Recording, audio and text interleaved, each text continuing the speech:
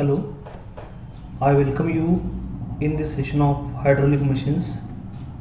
In the previous lecture, we have seen the effect of velocity of piston on the velocity and acceleration of water in the suction and delivery pipe. In this session, we are going to learn the effect of variation of velocity of water on friction in the suction and delivery pipes.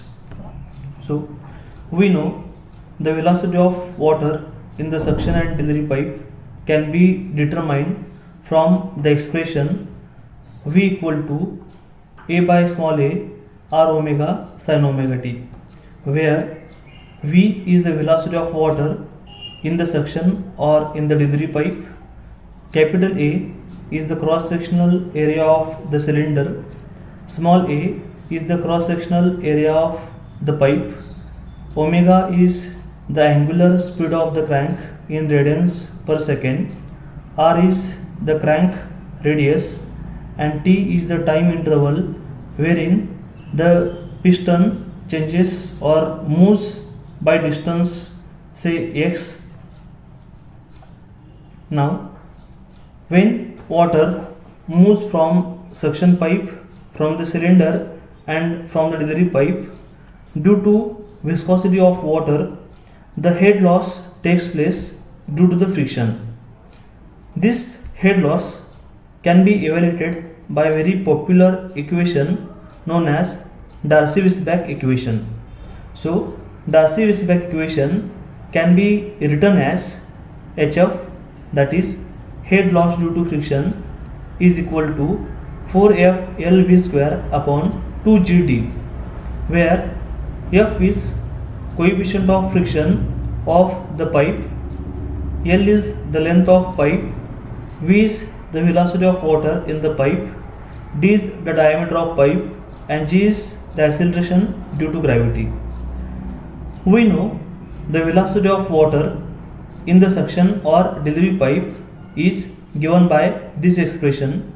So let us put this value into the expression of Darcy-Weisbach. Then equation of HF becomes 4FL upon 2GD into bracket V is now A upon A r omega sin theta bracket square. So this is the general expression of head loss due to friction. Now this expression can be written for suction and delivery pipe. In that cases, we are going to use subscript S for suction and D for delivery pipe. From this expression, this L is going to change with length of suction pipe or delivery pipe.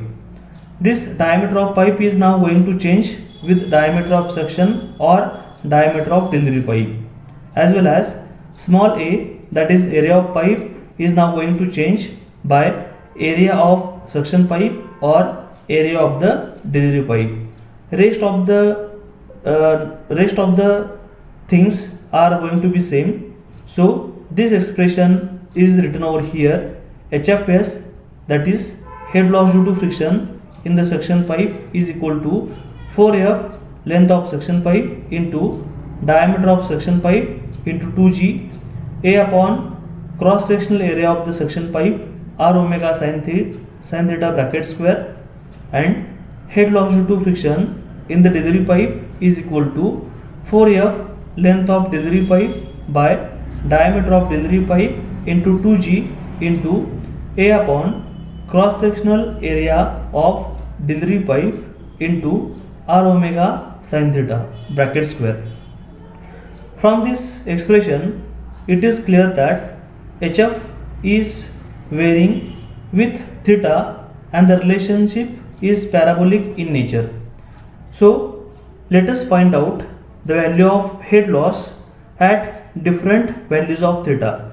So at the beginning of every stroke, maybe suction or delivery stroke, theta is equal to 0. When piston is at the middle, theta becomes 90, and at the end of any stroke, theta becomes 180 degree. So let us put this value, different values of theta into the expression. So at the beginning of the stroke theta is 0, so sin theta becomes 0 and head loss due to friction is equal to 0. At the middle of the stroke, when theta is 90, sin 90 is 1 and we will be getting head loss equal to 4FL upon 2GD into A upon A r omega bracket square. At the end of the stroke, theta is equal to 180, sin 180 is equal to 0 and HF becomes 0. So from this expression, it is clear that at the beginning of the stroke and at the end of the stroke, there is no head loss due to the friction. Head loss due to friction is maximum only at the middle of the stroke. That is when piston is at the middle. So maximum head loss can be written as 4FL upon 2GD into A upon small a into r omega bracket square. So in the next lecture we are going to discuss about the indicator diagram. Thank you.